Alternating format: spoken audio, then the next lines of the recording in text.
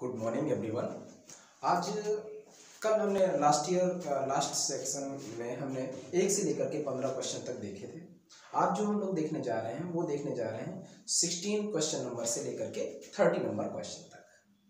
क्या इसमें खास है तो वो हम आपको बताएंगे कि ये जो वर्ड लिख दिया है हमने कि एनसीईआरटी विथ एनसीईआरटी प्रूफ, मतलब एनसीईआरटी में ये क्वेश्चन कहाँ पे लिया गया है वो हम लोगों को देखना है।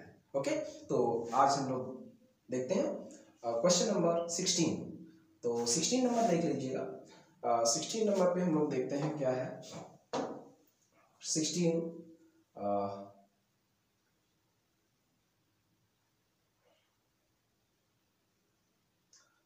16 नंबर देखते हैं। तो 16 नंबर क्या कह रहा है, ये कह रहा है match the inter halogen compound. देखिए सबसे पहले बात हम लोग सीखेंगे इंटर हैलोजन कंपाउंड क्या है। इंटर हैलोजन कंपाउंड का जो जिक्र मिलता है वो मिलता है एनसीईआरटी 12th का फर्स्ट बुक में, जहां पे हम लोग पी ब्लॉक पढ़ रहे होते हैं। इंटर हैलोजन का मतलब होता है हैलोजन आपस में हैलोजन से रिएक्ट करके कंपाउंड का फॉर्मेशन करता है, that's called inter halogen compound. Okay, और यहाँ पे इनके बारे में क्या बताया, ज्योमेट्री के बारे में और कंपाउंड के बारे में करेक्ट कोड चूज करना है। एक्चुअली ये अगर क्वेश्चन देखें तो केमिकल बॉन्डिंग का है, लेकिन ये जिक्र कहाँ पे मिलता है, जब आप हैलोजेंस का स्टडी कर रहे होते हैं 12th की फर्स्ट एनसीईआरटी में। तो देख लीजिए कि उन्होंने लिखा है बिल्कुल एज इट इज क्वेश्चन है। एक्स एक्स को हम लोग अगर जोड़े, एक्स एक्स 3 को जोड़े, एक्स एक्स 5 को जोड़े और एक्स एक्स 7, याद रखना ये जो लास्ट वाला है ये हमेशा इसका साइज छोटा होना चाहिए। ये एनसीईआरटी में लिखा हुआ है। जो सेंट्रल वाला एटम है वो इंटर हैलोजन जो हैलोजन कंपाउंड है वो बड़ा होना चाहिए। चलिए देखते हैं। चाहो तो यहाँ पे देखो दिया भी गया है बहुत ही आसानी से। देखते हैं x ex prime just like this one, और ये कह रहे हैं कि लीनियर स्ट्रक्चर है। अब क्यों है क्या है वो हम लोग वेस्पर थ्योरी से एक्सप्लेनेशन करते हैं, लेकिन अभी इतना टाइम नहीं है। इसको आपको डायरेक्ट एनसीईआरटी से, मेरा मेन मोटो है कि मैं एनसीईआरटी में कहाँ पे लिखा हुआ है और उसके अकॉर्डिंग आंसर क्या है वो बताएं। उसके बाद एक्सप्लेनेशन करना, उसके लिए बहुत ज़्यादा टाइम ड्यूरेशन हो जाएगा वीडियो का। तो वैसे हम उसका बॉलिस्टिक मॉडल से इनका सबका एक्सप्लेनेशन करते हैं क्लास में। तो फिलहाल यहाँ पे देखते हैं एक्स एक्स 1 यानी कि एक्स एक्स प्राइम को हम लोग लीनियर स्ट्रक्चर, एक्स एक्स 3 को हम लोग किस टाइप का स्ट्रक्चर, टी शेप स्ट्रक्चर, और एक्स एक्स 5 प्राइम को हम लोग बोलते हैं स्क्वायर पिरामिडल, और एक्स एक्स 7 को बोलते हैं हम लोग पेंटागोनल बाई पिरामिडल। देख लीजिएगा यहाँ पे कुछ किस टाइप से दिया गया आंसर। तो सबसे पहले एक्स एक्स प्राइम ये क्या है, लीनियर। चलिए हमने इसको जोड़ दिया, और चाहो तो थोड़ा सा हम कलर भी इसमें चेंज कर देते हैं। देख लीजिएगा ये जो कलर है वो यहाँ पे जोड़ रहा है। अगर हम कहें एक्स एक्स 3 ये क्या है, टी शेप है, मतलब आप इसको ऐसे जोड़ सकते हैं। एक्स एक्स 5 है ये स्क्वायर पिरामिडल होता है, देखिए यहाँ पे बोल रहा है ना स्क्वायर पिरामिडल, और एक्स एक्स 7 को बोलेंगे हम लोग पेंटागोनल बाई पिरामिडल। तो इसके लिए ऑप्शन कौन सा हो सकता है, ए के लिए है, ए के लिए है थर्ड, ए के लिए है थर्ड। अगर आप देखें ये तो ये वाला तो हो गया गलत और ये वाला हो गया गलत। इसके बाद अगर हम देखें बी के लिए, बी के लिए हो जाएगा फर्स्ट, बी के लिए हो जाएगा first, so answer is this is correct. तो ये क्वेश्चन आपका हो जाता है सी डायरेक्ट एनसीईआरटी से। नेक्स्ट क्वेश्चन के लिए तरफ हम लोग पढ़ते हैं। नेक्स्ट क्वेश्चन है आपका 17 नंबर। 17 नंबर क्या कहता है, 17 नंबर कहता है मिक्सचर ऑफ क्लोरोजाइलिनॉल और टर्पिनियोल एक्ट कैसा करता है। अगर आप एनवायरमेंट आप केमिस्ट्री में अपनी लाइफ केमिस्ट्री पढ़ रहे होंगे 12th का सेकेंड बुक, तो वहां पे कुछ ये बयान लिखा हुआ है या ये कुछ थियरी लिखा हुआ है एंटीसेप्टिक के बारे में। Antiseptic and disinfectant are also chemical which either kills और prevent the growth of micro organism. Okay, antiseptic के बारे में इन्होंने लिख दिया है applied to the living tissues just like burn, cuts, ulcer and disease skin. और एग्जांपल के लिए इन्होंने लिख दिया है फ्यूरासिन एंड सोफ्रामाइसिन एटसेट्रा। अब उन्होंने फिर इसके बारे में लिख दिया है these are not ingested like antibiotic. commonly used antiseptic is Dettol, और जो डिटॉल है वो क्या है, मिक्सचर ऑफ क्लोरोजाइलिनॉल, देख लीजिए आंसर है क्लोरोजाइलिनॉल एंड टर्पिनियोल। तो ये क्या है, डिटॉल, डिटॉल है एंटीसेप्टिक है, ये देखो साफ लिखा है, और उसमें क्या क्या पाया जाता है, क्लोरोजाइलिनॉल एंड टर्पिनियोल, और इनके स्ट्रक्चर भी इन्होंने यहाँ पे बना दिए हैं क्लोरोजाइलिनॉल और terpineol. This is the, so answer इसमें हो जाएगा क्लोरोजाइनिल और टर्पनियोल किस में पाया जाता है? Antiseptic. So answer is C correct one. Next question देखिए, नेक्स्ट क्वेश्चन क्या कहता है? नेक्स्ट क्वेश्चन ये है आपका फर्स्ट ईयर का सेकेंड बुक पी ब्लॉक, और वहां से क्वेश्चन उठाया है। ये कह रहे हैं कि it is because of inability of NH2 electron, inability of NH2 electrons of the valence cell participate in bonding that। देखिए क्या कह रहा है, ये कह रहा है कि कहाँ पे NH2 इलेक्ट्रॉन बॉन्डिंग में पार्टिसिपेट नहीं करते हैं। इसको हम दूसरे शब्दों में भी वर्ड पढ़ते हैं। क्या पढ़ते हैं? ये हम लोग पढ़ते हैं, क्या पढ़ते हैं जी, देख लीजिएगा। हम लोग यहाँ पे पढ़ते हैं कि इनर्ट पेयर इफेक्ट। क्या पढ़ते हैं हम लोग? Inert pair effect. ये जो वर्ड हम लोगों को पढ़ाया जाता है एक्चुअली ये वही है। तो देख लेते हैं हमें एनसीईआरटी में क्या कुछ लिखा हुआ है। देखिए डायरेक्ट एनसीईआरटी में क्या लिखा हुआ है? ये लिखा है द इनएबिलिटी, लिखा हुआ है the inability of valence electron of valence shell participate in bonding. देखिए वही वर्ड लिख रहा है कि इनएबिलिटी क्यों है, तो उसके लिए इन्होंने कुछ और भी लिख दिया है। नीचे देखिए लिखा हुआ है SN+2 के बारे में लिखा हुआ है। तो आप देखिएगा यहाँ से पढ़ते चले जाएं। 2 oxidation state down the group carbon and mostly okay germanium, इसके बारे में लिख दिया। फिर 4 state only few compound +2 tin forms compound both oxidising agent. देखिए टिन के बारे में इन्होंने लिख दिया, tin +2 state is a reducing agent. देखो लिख दिया है टिन जो है +2 स्टेट में क्या है? रिड्यूसिंग एजेंट है। जबकि लेड का मतलब है पीबी, लेड का मतलब क्या है? Pb. Compound in +2 state are stable and in +4 state are strong oxidising agent. देख लीजिए क्वेश्चन कहां से आंसर आ रहा कि SN+2 में जो है, SN+2 में रिड्यूसिंग एजेंट है। Okay, SN+2 is reducing while Pb+4 is strong oxidising agent. So answer आपका हो जाएगा B is correct answer, direct NCERT से। नेक्स्ट क्वेश्चन ये आपका मेटलर्जी से है, और मेटलर्जी से है। और मेटलर्जी में अगर आप देखेंगे तो लिखा हुआ है the extraction of gold and silver involves the leaching with cyanide ion silver are later converted why recovered why. तो वहां पे देखिए लिखा हुआ है अदर एग्जांपल में लीचिंग मेथड के जस्ट नीचे दिया गया है, लिखा हुआ है the metallurgy of silver and gold the respective metal is leached by the dilute solution of NaCN and KCN the presence of air with supply O2। Okay, metal obtain the later by, देखिए लिखा metal obtain later by replacement reaction. किसके द्वारा? ये देखिए लिखा हुआ है zinc के द्वारा हम लोग डिस्प्लेसमेंट कर सकते हैं। सो answer is A is correct answer. Next question फिलहाल हमने यहाँ पे लगाया नहीं है, ये आपका इक्विलिब्रियम का है और इक्विलिब्रियम में दिया भी गया है। बहुत आसान क्वेश्चन है, देख लेते हैं कैसे। सबसे पहले हम लोग क्वेश्चन पढ़ते हैं, थोड़ा सा बड़ा दिख रहा होगा लेकिन बहुत आसान है। क्या कह रहा है? 20 लीटर कंटेनर है, ठीक है, वॉल्यूम 20 लीटर कंटेनर का है। Okay, 400 degree centigrade kelvin temperature लिया गया है, कंटेंट CO2 गैस। प्रेशर यहाँ पे ले लिया है इन्होंने, CO2 का प्रेशर, मतलब CO2 का प्रेशर इतना है। अब यानी कि पार्शियल प्रेशर हम कह सकते हैं, partial pressure of CO2 is equal to 0.48 TM। बड़ी अच्छी बात है। फिर कह रहे हैं excess of SRO neglect volume of solid, क्योंकि सॉलिड है कोई दिक्कत नहीं।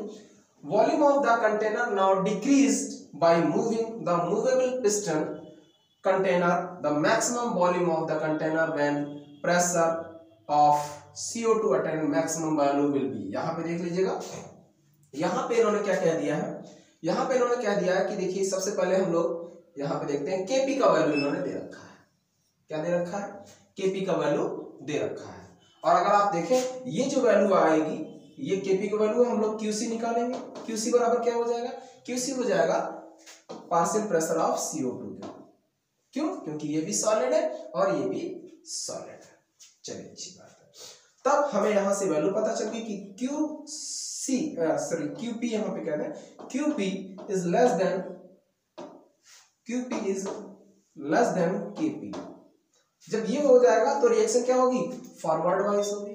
अगर रिएक्शन फॉरवर्ड वाइज होगी तो चाहो तो हम लोग वैसे भी सॉल्व कर सकते हैं, या बहुत आसान तरीका है, हम लोग इसको P1V1 इक्वल्स टू P2V2 से भी सॉल्व कर सकते हैं, क्योंकि फॉरवर्ड रिएक्शन होगा तो कोई हमें प्रॉब्लम नहीं होना चाहिए। P1 का वैल्यू यहाँ पे दिया गया है 0.4, B1 का वैल्यू दिया गया है 20 लीटर इक्वल्स टू P2 का वैल्यू जो Kp का वैल्यू है वो P2 का वैल्यू हो जाएगा 1.6 इंटू V2 का वैल्यू पूछा गया है। देख लीजिएगा V2 कैसे निकालेंगे। V2 हम लोग निकालेंगे, ध्यान दीजिएगा प्लीज, V2 हम लोग निकालेंगे, V2 आ जाएगा 0.4 इंटू 20 अपॉन 1.6, पॉइंट से पॉइंट हटेगा, 4 चौको 16 और 4 पंचे 20, तो ये आपका आ जाएगा 5 litre is the correct answer. So answer is B. Next question देखते हैं। नेक्स्ट क्वेश्चन देख लीजिएगा इसको, क्या कह रहा है, ये कह रहा है विच स्टेटमेंट इनकरेक्ट स्टेटमेंट, देख लीजिएगा प्लीज, इनकरेक्ट के बारे में वो बात करना चाहता है। इनकरेक्ट के लिए सबसे पहले हम लोग पढ़ते हैं Frenkel defect favoured in those ionic compound in which size of cation and anion almost equal, almost equal होना चाहिए फ्रैंकल डिफेक्ट में, ये कह रहा है। क्या ये सही है? हम लोग पढ़ के देख लेते हैं। लिखा हुआ है it does not change the density of the solid. Frankel defect is shown by the ionic substance in which there is large difference in size of ions. ध्यान रखिएगा, ये कह रहा है कि लार्ज डिफरेंस होना चाहिए, एनसीईआरटी में लिखा हुआ है। और यहाँ पे कह रहा है कि कैटायन और एनायन का साइज ऑलमोस्ट इक्वल है, यही तो गलत है, तो गलत है, तो आंसर गलत ही पूछा गया। सो answer is first is correct. Next question देखिए, सॉल्यूशन चैप्टर का है, 12th की बुक का है, और उसमें भाषा भी लिख रखी है। क्या लिख रखा है देख लेते हैं, पहले हम पढ़ते हैं। कह रहा है कि each method expressing the concentration of the solution, जहां पे मोलैरिटी नॉर्मलिटी सब हम खत्म कर देते हैं, उसी में एनसीईआरटी में राइट हैंड साइड पे लिखा है हैज इट्स और मटेरियल। ओके, ये क्या है, mass percentage, ppm, mole fraction and molarity. देखिए 4 चीजें दी गई हैं, mass percent, ppm, mole fraction and molarity are independent of temperature. ठीक है, ये कह रहा है इंडिपेंडेंट टेम्परेचर है, क्योंकि इसमें वॉल्यूम नहीं रहता, इसलिए टेम्परेचर इंडिपेंडेंट है। Whereas molarity is the function of temperature, मतलब molarity डिपेंड करता है। क्यों करता है, इन्होंने लिख दिया, this is because the volume dependent on temperature, mass does not। Okay, तो molarity टेम्परेचर पे डिपेंड करता है। और ये क्या कह रहे हैं कि फॉलोइंग इज डिपेंडेंट टेम्परेचर कौन है, डिपेंडेंट कौन टेम्परेचर है, वेट परसेंट नहीं, मोलैरिटी बिल्कुल नहीं, ये देखो लिख दिया, मोलैरिटी हाँ, यही तो आंसर है direct. Next question direct NCERT से उठाया है, कोऑर्डिनेशन केमिस्ट्री। जैसे ही आप एनसीईआरटी देखेंगे और पहले पेज के जस्ट पीछे पलटेंगे तो उसके ऊपर ये आपको टेबल मिल जाएगी, और यही टेबल से क्वेश्चन उन्होंने पूछ दिया है। क्या है, ये कह रहे हैं कि अगर हमारे पास COCl3.6NH3 हो, दूसरा COCl3.5NH3 हो, तीसरा COCl3.4NH3 हो, तो कितना AgCl प्राप्त होगा अगर हम एक्सेस अमाउंट में AgNO3 मिलाते हैं। तो ये भी तो कह रहे हैं भाई, COCl3.6NH3 अगर हम इसमें AgNO3 मिलाते हैं, AgNO3 एक्सेस अमाउंट में मिलाते हैं, तो 3 मोल AgCl मिलेगा। ये उसमें लिखा हुआ है पूरी तरीके से। ऐसे ही हम इसमें मिलाएंगे COCl3.5NH3 में, तो यहाँ पे AgNO3 मिलाएंगे तो 2 मोल AgCl मिलेगा, और अगर COCl3.4NH3 लिखेंगे तो उसमें हम AgNO3 मिलाएंगे तो 1 मोल AgCl मिलेगा। तो 3 2 1 देख लीजिएगा कहाँ पे है, 3 2 1, this is the correct answer. अब कैसे होगा उनका डिटेल हम लोग क्लास में डिस्कस करते हैं। यहाँ पे भी बड़ा आसान है, इनका स्ट्रक्चर आपको फॉर्म करना पड़ेगा। यहाँ पे क्या है, 3 Cl बाहर हो, चलिए मैं लिख देता हूं, क्या हो जाएगा, इसका हो जाएगा CONH3 का होल 6 Cl3, और जब 3 AgNO3 से रिएक्शन कराओगे तो ये 3 Cl और Ag बाहर निकल जाएंगे। दूसरा है स्ट्रक्चर आपका CONH3 होल 6 होल 5 है, सॉरी होल 5, और अंदर हो जाएगा एक Cl और बाहर हो जाएगा Cl2, और एक हो जाएगा कितना है 5 है, और ओके यही हो जाएगा इतना, ओके ये हो जाएगा। और हम इसमें अगर 2AgNO3 से रिएक्शन कराएंगे तो आपका 2AgCl प्राप्त हो जाएगा। अगला है CONH3 का होल 4 और Cl2 अंदर करना पड़ेगा और बाहर ClO होगा, तो यहाँ पे एक AgNO3 से ही काम चल जाएगा और आपका बन जाएगा 1AgCl। सो आंसर हमने बता ही दिया है, डायरेक्ट एनसीईआरटी से है। नेक्स्ट क्वेश्चन की तरफ बढ़ते हैं। ओके, नेक्स्ट क्वेश्चन है 24, बिल्कुल ही आसान क्वेश्चन है, डायरेक्ट एनसीईआरटी से 12th की बुक से है। कह रहा है example sigma bonded organometallic compound. सबसे पहली बात, हम लोग जो नीट का सिलेबस है उसमें ना तो कोबाल्टोसिन का कोई जिक्र है, ना रुथेनोसिन का जिक्र है, ना फेरोसिन का जिक्र है। जिक्र है तो ग्रिग्नार्ड रीजेंट, तो तुक्का तो लगा ही सकते हैं, लेकिन फिर भी मान लीजिए कैसे देख लेते हैं। ये कह रहे हैं सिग्मा बॉन्डेड, तो एनसीईआरटी में देखो लिख रखा है the Grignard reagent the carbon magnesium bond is a covalent, और इसको हम लोग ये देखिए दिया गया है कोवेलेंट, जैसे हम मान लीजिए ले लें CH3 और Mg और Br, तो अगर आप देखें तो यहाँ पे सभी के सभी जो बॉन्ड्स हैं वो कोवेलेंट है और सिग्मा बॉन्डेड है, तो आंसर तो हो ही गया। लेकिन फिर भी हम लोग उत्सुकता रखते हैं नहीं कोबाल्टोसिन क्या है, रुथेनोसिन क्या है, फेरोसिन क्या है। चलिए मैं इनके स्ट्रक्चर बना दे रहा हूँ। कोबाल्टोसिन का जो स्ट्रक्चर है वो है आपका कोबाल्ट, और आपको कुछ ऐसे बेंजीन टाइप का लेना पड़ेगा और इस टाइप से वो जुड़ जाएगा। एनसीईआरटी में बिल्कुल है नहीं इसका कोई जिक्र, तो आंसर तो ये है ही नहीं, लेकिन फिर भी कोबाल्टोसिन ये है। रुथेनोसिन के लिए अगर हम देखें तो रुथेनोसिन का स्ट्रक्चर कुछ ऐसे होगा, रुथेनो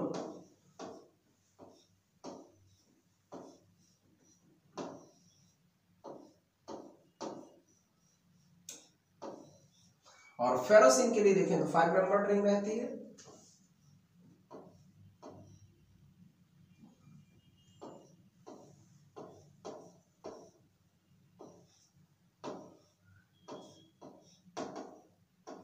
और यहाँ पे याद रखिएगा इन सब में पाई बॉन्ड्स पाए जाते हैं, डबल बॉन्ड्स पाए जाते हैं, इसलिए ये कह रहा है कि सिग्मा सिर्फ किसमें है, तो only C is correct one, direct NCERT से है। ओके, नेक्स्ट क्वेश्चन देखिए, ये फर्स्ट ईयर की first book chapter number 2 structure of atom से लिया गया है, और ये टेबल जो दिया गया है ये अपने आप में बहुत कुछ कहता है। क्या कहता है देख लेते हैं। यहाँ पे इन्होंने लिख दिया है कि देखिए, यहाँ पे इन्होंने लिख दिया है फर्स्ट जो ये वाला स्ट्रक्चर है वो है हाइड्रोजन एटम के लिए, और यहाँ पे लिखा हुआ है hydrogen atom orbitals of the same value of the principal quantum number have the same energy even of the different azimuthal quantum number. ये क्या कह रहा है, हाइड्रोजन एटम के लिए 2s और 2p की एनर्जी सेम है, जबकि अगर मल्टी इलेक्ट्रॉन स्पीशीज होंगे तो वहां पे 2s और 2p की एनर्जी में डिफरेंस होगा। ये एनर्जी के इंक्रीजिंग ऑर्डर में दिया गया है। तो यहाँ पे ये क्या कह रहे हैं, रॉन्ग स्टेटमेंट कौन सा है। रॉन्ग स्टेटमेंट हम लोग देखें तो रॉन्ग स्टेटमेंट के लिए हम लोग पढ़ते हैं ये पहला option, the energy of 2s orbital is less than the energy of 2b orbital in case of hydrogen like atom. देख लीजिएगा, हाइड्रोजन लाइक एटम के लिए ये सीधा सीधा कह रहा है कि 2s और 2p की एनर्जी सेम होगी, चेंज नहीं होगा। लेकिन भाई साहब क्या कह रहे हैं, भाई साहब कह रहे हैं कि इन दोनों की एनर्जी में लेस, मतलब 2s लेस होता है और 2p हायर होता है। ऐसा तो है ही नहीं, तो यही तो गलत बात है। आंसर तो ये हो गया। नेक्स्ट क्वेश्चन है आपका, जब हम लोग एनसीईआरटी पढ़ते हैं, और ये थोड़ा सा फिगर में कुछ गड़बड़ी आ गई है, और क्या गड़बड़ी आ गई, चलिए मैं इसको थोड़ा सा सुधार के बता दे रहा हूँ। ये जो ऑप्शन है शायद स्लाइड बनाने में कुछ दिक्कत हो रही है। हाँ, ये जो क्वेश्चन है ये एक्चुअली ये है फिनॉल और ट्राइनाइट्रोफिनॉल है। एक्चुअली ये क्या है, ट्राइनाइट्रोफिनॉल है ये है, या हम इसको बोलेंगे पिक्रिक एसिड। क्या बोलेंगे जी, पिक्रिक एसिड बोलेंगे जी। अब ये क्या कह रहा है, चलिए इसको हम हटा देते हैं, थोड़ा सा स्लाइड बनाने में थोड़ी सी मिस्टेक हो गई होगी। ओके, तो NO2 यहाँ पर भी है। तो ये क्या कह रहा है, ये कह रहा है कि which of the most acidic compound. तो देखिए कॉन्सेप्ट क्या कहता है, जहां पे -R इफेक्ट बढ़ेगा एसिडिटी बढ़ेगी, और -R इफेक्ट बढ़ेगा, कल भी हमने बताया था, तो बेसिसिटी कम होगी। तो यहाँ पे एसिडिटी लगातार देखिए NO2 ग्रुप बढ़ रहा है तो एसिडिटी तो बढ़ेगी। तो आंसर तो आपका हो गया फर्स्ट, क्योंकि सबसे ज्यादा NO2 इसी में लगे। यहाँ तो +I इफेक्ट लग रहा है, यहाँ पे +I इफेक्ट लग रहा है, तो ये तो एसिडिटी को और कम कर देगा। यहाँ पे नहीं है तो अभी तो काफी कम है। यहाँ पे अकेला ग्रुप लगा हुआ है तो थोड़ा वो ज्यादा होगा, लेकिन तो आंसर तो आपका हो गया। ये कहाँ पे एनसीईआरटी में दिया है, एनसीईआरटी जब आप पढ़ रहे होंगे एग्जाम्पल नंबर 11.4 12th का सेकेंड बुक, तो वहां पे लिखा हुआ है, देख लीजिएगा, ये लिखा हुआ है 2,4,6 ट्राइनाइट्रोफिनॉल, 3 नाइट्रोफिनॉल, ठीक है, और फिर दिया है इन्होंने फिनॉल और दिया है 4 मैथिल फिनॉल। देख लीजिएगा 2,4 ट्राइनाइट्रोफिनॉल मतलब ये वाला पहला, उसके बाद में कह रहे हैं 3 नाइट्रोफिनॉल मतलब ये वाला, सॉरी ये वाला, उसके बाद कह रहे हैं कि फिनॉल यानी कि ये वाला, और ये कह रहे हैं 4 मैथिल फिनॉल यानी कि ये वाला। देखिए चारों यहीं से उठा के उन्होंने रखे और इन्होंने सॉल्व भी किया। कहा भाई साहब सबसे ज्यादा जो मोर एसिडिक होगा वो होगा 2,4,6 ट्राइनाइट्रोफिनॉल, वही तो हमने कहा है। तो डायरेक्ट एनसीईआरटी का एग्जाम्पल उठा के रख दिया 2017 नीट। और नेक्स्ट क्वेश्चन की तरफ हम लोग बढ़ते हैं। ओके, नेक्स्ट क्वेश्चन देखिए कितना आसान है। सबसे पहले ये आपका स्पेसिफिक रिएक्शन रेट का मतलब क्या है, के की वैल्यू की बात कर रहा है, रेट कांस्टेंट की बात कर रहा है। हाउ मच टाइम, टाइम पूछा गया है, 20 ग्राम था मतलब A, और 5 ग्राम बचा मतलब A - X, ठीक। ओके, यहां पे इंडेक्स क्वेश्चन दिया गया है एनसीईआरटी में 4.5। ये क्या कह रहे हैं, ये रेट कांस्टेंट का वैल्यू दे रखा है और कह रहे हैं कि ये A का वैल्यू है, और ये कह रहे हैं कि ये A - X का वैल्यू है। समझ लो, ये A का वैल्यू है, ये A - X का वैल्यू है, और ये रेट कांस्टेंट का वैल्यू। यही तो यहाँ पे है, रेट कांस्टेंट का वैल्यू और A का वैल्यू, A - X का वैल्यू। और पूछ क्या रहे हैं यहाँ पे, देख लो, यहाँ पे पूछ रहे हैं कि टाइम बताइए, reaction take how long. How long का मतलब है यहाँ पे भाई साहब टाइम पूछ रहे हैं, मतलब जो ये इंडेक्स क्वेश्चन दिया गया है एज इट इज यहाँ पे। कैसे सॉल्व करते हैं इसको, तो हम लोगों को निकालना है टाइम। तो टाइम t के लिए हम लोग बात करते हैं 2.303/k log ऑफ, और ये 10 बेस में होगा A/A-X, मतलब इनिशियल अपॉन जो फाइनल रिड्यूस बचा रहता है वो। हम लोग देखते हैं 2.303 अपॉन k का वैल्यू दिया गया है यहाँ पे 10⁻⁻² पर सेकेंड। ओके, फिर कह रहा है log 10 बेस, a का वैल्यू दिया गया है 20 और A - X का वैल्यू है 5। इसको ये कट कर देंगे बचेगा 4, इसको सॉल्व कर लीजिएगा, आगे बढ़ाते हैं इसको हम। ये आ जाएगा 2.303 अपॉन k का वैल्यू है 10⁻⁻², और ये log 2 का स्क्वायर हो जाएगा, log 2 का स्क्वायर हो जाएगा, ये 2 आगे आ जाएगा, log 2 का वैल्यू रख देंगे और सॉल्व कर लेंगे। तो 2.303 इंटू 2 इंटू log 2, समझिएगा प्लीज, अपॉन 10⁻⁻²। इसको और सॉल्व करते हैं हम लोग। कैसे, log 2 का वैल्यू रख देंगे 0.3010, ठीक है, 0.3010, तो ये हो जाएगा 2.303 इंटू log 2 का वैल्यू 0.3010 इंटू 2 अपॉन 10⁻⁻²। इसको हम लोग सॉल्व कर चुके हैं। क्या आता है, ये वैल्यू आता है 0.69 3 इंटू 2 से मल्टीप्लाई कर देंगे अपॉन 10 टू द पावर -2। 2 से मल्टीप्लाई करोगे तो ये हो जाएगा 2 3 6 18 3 8 हासिल 1 12 1 13। अगर आप देखें तो ये वैल्यू आपकी आ जाएगी, ये वैल्यू आपकी आ जाएगी 1.386 और ऊपर हो जाएगा ये 10 पावर -2 ऊपर पहुंच जाएगा तो 10 टू द पावर +2। तो देख लीजिएगा इसमें क्या हो जाएगा, ये पॉइंट आगे खिसक जाएगा तो ये हो जाएगा 138.6 और ये हो जाएगा second. So answer is 138.6। So answer is this is correct answer. बिल्कुल डायरेक्ट एनसीईआरटी से था और कोई लॉग का वैल्यू भी हम लोगों को नहीं देखना पड़ा। नेक्स्ट क्वेश्चन की तरफ बढ़ते हैं। ये थोड़ा सा अच्छा क्वेश्चन है, 2017 के पूरा नीट का पेपर में से ये थोड़ा सा अच्छा क्वेश्चन कह सकते हैं, जिसमें आपको थोड़ा सा दिमाग लगाना पड़ेगा, लेकिन है डायरेक्ट एनसीईआरटी से। क्या कह रहा है, हमें यहाँ पे दिया गया है C2H6O, C2H6O दिया गया है और फिर कह रहे हैं कि A बना है और A बनने के बाद फिर हमने यहाँ पे सिल्वर मिरर टेस्ट किया है और सिल्वर मिरर आया है और जो सेमी कार्बेजाइड है उससे रिएक्शन कराया है, सेमी कार्बेजाइड से रिएक्शन कराया है और फिर हमें क्या बनेगा तो देख लेते हैं। जाहिर सी बात है यहाँ से हम लोगों को एक वैल्यू एनसीईआरटी में दिया गया है, ये देखिए अल्कोहल है, अल्कोहल से हम लोग एल्डिहाइड प्राप्त करते हैं और एल्डिहाइड ही सिल्वर मिरर टेस्ट देगा। तो यहां से सिल्वर मिरर टेस्ट दे रहा है, इसका मतलब ये एल्डिहाइड तो है। अब अगर ये एल्डिहाइड है तो इसके दो आइसोमर बन सकते थे। देखो एक तो ये हो सकता था C2H5OH, ये कह सकते थे, या हम कह सकते थे CH3OCH3। अगर ऐसा होता तो कॉपर 573 केल्विन टेम्परेचर से एल्डिहाइड देता ही नहीं, इसका मतलब ये तो होगा नहीं, अल्कोहल से हम लोग एल्डिहाइड बना सकते हैं। तो यहां से पहला ऑप्शन तो पता चल गया कि X क्या है, X है आपका C2H5OH। C2H5OH का मतलब है A है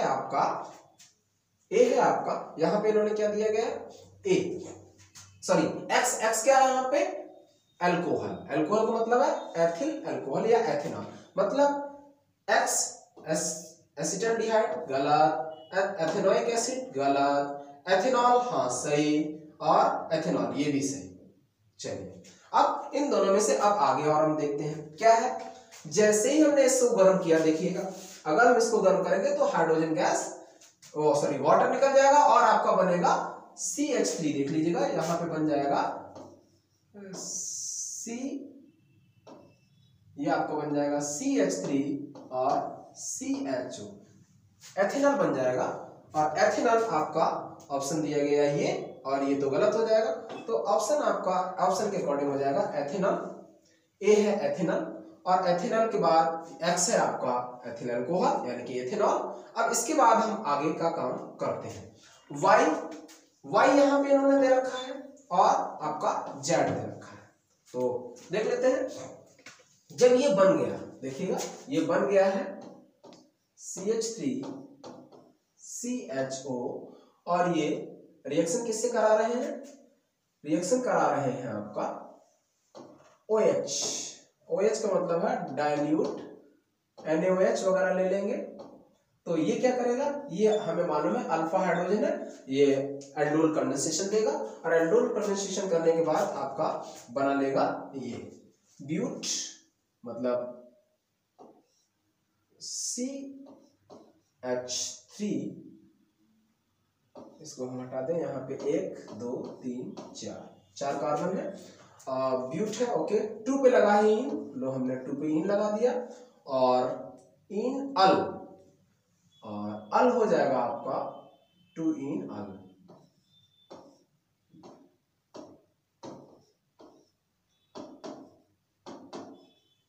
ये हो जाएगा और जब हम इसकी रिएक्शन सेमी कार्बेजाइड से कराएंगे तो आपका बन जाएगा, आप देखिएगा सेमी कार्बेजोन, ये आपका बन जाएगा सेमी कार्बेजोन बन जाएगा। तो डायरेक्ट इसका रिएक्शन करा के यहाँ से वाटर निकलेगा। देखिए इसको जब यहाँ पे हम एल्डिहाइड ले लेंगे CH3 C double bond O और ये H यहां से ये पूरा का पूरा निकल जाएगा वाटर, और ये सीधा सीधा जुड़ जाएगा तो बनेगा कुछ ऐसा CH3 CH double bond N single bond NH C double bond O and NH2। ये बन जाएगा आपका semicarbazone. So answer is this, only D is correct answer. ये काफी अच्छा क्वेश्चन था। नेक्स्ट क्वेश्चन की तरफ बढ़ते हैं। नेक्स्ट क्वेश्चन देखिए, डायरेक्ट एनसीईआरटी से तो है ही। क्या है, थोड़ा सा यहाँ पे रिएक्शन को सही से नहीं लिख पाए, लेकिन चलिए मैंने बना दिया। ये क्वेश्चन है आपका x2 plus y2 arrow 2x ये है, ठीक, गिवन फ्लो। और यहाँ पे मैकेनिज्म दिया गया और कह रहे हैं overall order of the reaction पूछा गया। अब एनसीईआरटी में एक लाइन लिखी हुई है कि the sum of powers of the concentration of the reactant rate law expression in called order of the reaction. यहां से हम लोग निकालेंगे। कैसे निकालेंगे? ये वाला देखिए फिर से कुछ गड़बड़ हो गया, इसको सही से लिख देते हैं। ये लिखा हुआ है पहला रिएक्शन x2 और एरो x प्लस x, ये है। इन तीन रिएक्शन की सहायता से हमें ओवरऑल इसके लिए रेट ऑफ रिएक्शन निकालना है और उसके बाद ऑर्डर ऑफ रिएक्शन निकालना है। तो इसके लिए हमने मान लीजिए के मान लिया। अब हमें मालूम है कि जो ऑर्डर ऑफ रिएक्शन है जनरली स्लोएस्ट स्टेप पे डिपेंड करता है। ये एनसीईआरटी में लिखा है। स्लोएस्ट स्टेप में ऑर्डर ऑफ रिएक्शन कितना हो जाएगा? अगर आप देखें तो 1 and 1 2 हो जाएगा, और 2 के बराबर तो फिलहाल है नहीं। कैसे निकालेंगे? यहाँ पे लगाएंगे steady state approximation. Steady state approximation आपका थोड़ा सा हायर लेवल का कॉन्सेप्ट है, लेकिन फिर भी हम लोग आपके लेवल का कॉन्सेप्ट बता देंगे। यहाँ पे मान लीजिए हम ले लें K1 और यहाँ पे हम रेट ले लें K1 प्राइम और K2 ऐसे। तो हमें मालूम है कि जो इंटरमीडिएट है उसको हमें हटाना है।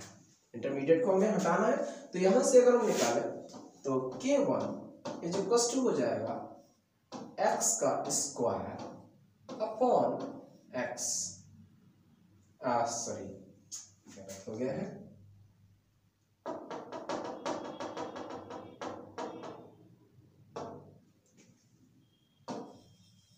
यहां से अगर हम निकालें तो आ जाएगा रेट जो आएगा वो क्या आ जाएगा? ये आ जाएगा K1 इंटू x2, फिर से गलत, ये हो जाएगा K1 इंटू x2, इसके बराबर हो जाएगा, ठीक। अच्छा, इसके बाद अगर हम यहां से निकालें तो देख लीजिएगा K कैसे आएगा? K आ जाएगा x2 into y2, x2 into y2, ठीक। अब अगर हम देखें यहां पे जो x बन रहा है उससे कोई लेना देना हमें नहीं है, x2 से हमें लेना देना नहीं है। तो हम लोग कैसे इसको कैलकुलेट करेंगे उसके बारे में हम लोग जानने की कोशिश करते हैं, ठीक। तो फास्ट रिएक्शन दिया गया। फास्ट रिएक्शन के लिए अगर हम देखें तो एक चीज हम लोगों ने देखी है,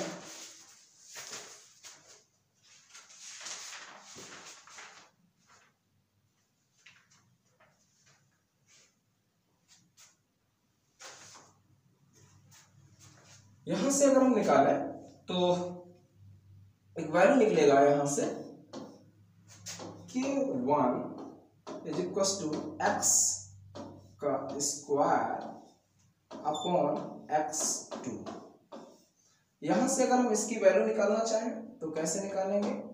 x का square is equal to K1 into x2, ठीक है। अगर हम x का वैल्यू निकालना चाहें क्योंकि इंटरमीडिएट है तो निकल आएगा K1 का पावर हाफ इंटू x2 की पावर हाफ, ठीक, x2 की पावर हाफ। अब यहां पे अगर हम देखें इसके लिए वैल्यू क्या आएगी? इसके लिए मान लीजिए हम इसको K ले लें, K मान लेते हैं, क्या K प्राइम मान लेते हैं। तो के प्राइम इक्वल टू क्या हो जाएगा, ये हो जाएगा आपका x इंटू वाई।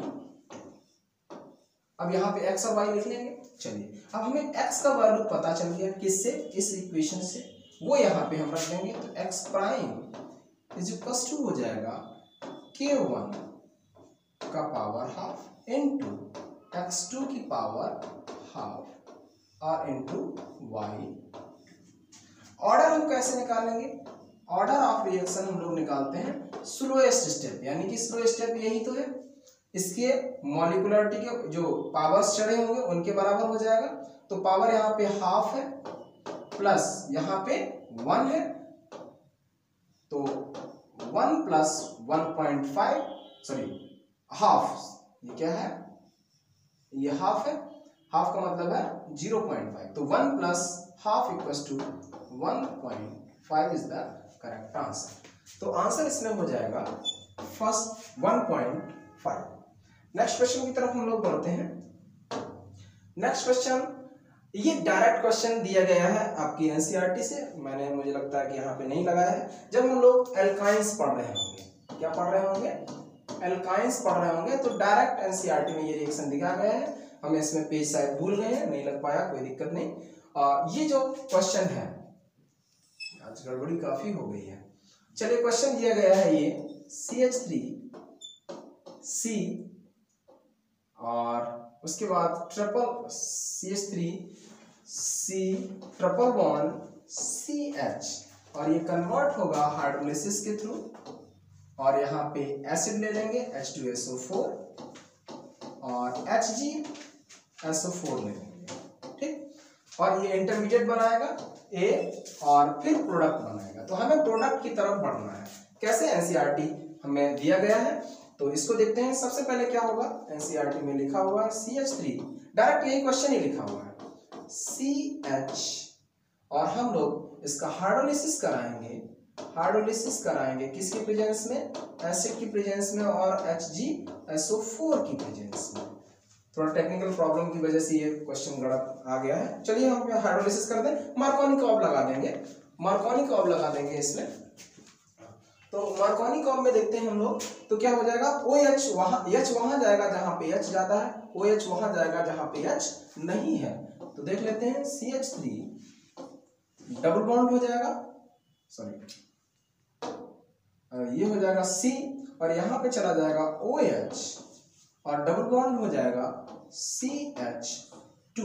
ये आपका है इंटरमीडिएट, ये क्या है, इंटरमीडिएट है, और इंटरमीडिएट से अब कीटो इनॉल टॉटोमेरिज्म हो जाएगा। ये वाला बॉन्ड इधर और ये वाला बॉन्ड इधर, इसको बोलेंगे कीटो इनॉल टॉटोमेरिज्म, टाटोमेरिज्म हो जाएगा, टाटोमेरिज्म हो जाएगा। तो आपका बन जाएगा CH3C double bond O and CH3। तो ये था इनॉल, अब ये हो जाएगा कीटोन। तो आपका आंसर हो जाएगा बी, आंसर हो जाएगा आपका, ये फिर से इसमें कुछ गड़बड़ी आ गई है, आंसर इसमें हो जाएगा CH3C double bond O, CH3C double bond O और CH3। Answer is B is correct one, ठीक। तो इसमें कुछ गड़बड़ियां आ गई हैं, क्या हो गया है, चलिए, तो आंसर उसमें था बी इज करेक्ट वन। चलिए हम लोग देखते हैं, आज का लेक्चर यहीं पे समाप्त करते हैं। थोड़ा सा टेक्निकल प्रॉब्लम जरूर रहा है, लेकिन उसके लिए सॉरी, आगे अच्छी चीजें रहेंगी और देखते हैं। थैंक यू फॉर कोऑपरेशन, और इसको जो हमने सॉल्व किया है इसमें थोड़ा सा मिस्टेक वगैरह लग रहा हो क्योंकि टेक्निकल प्रॉब्लम रही है, तो उसके लिए सॉरी। नेक्स्ट टाइम पे हम लोग और बेहतर करने की कोशिश करेंगे। तब तक के लिए मस्त रहिए, व्यस्त रहिए और लगातार एनसीईआरटी पढ़ते रहिए। Thank you once again.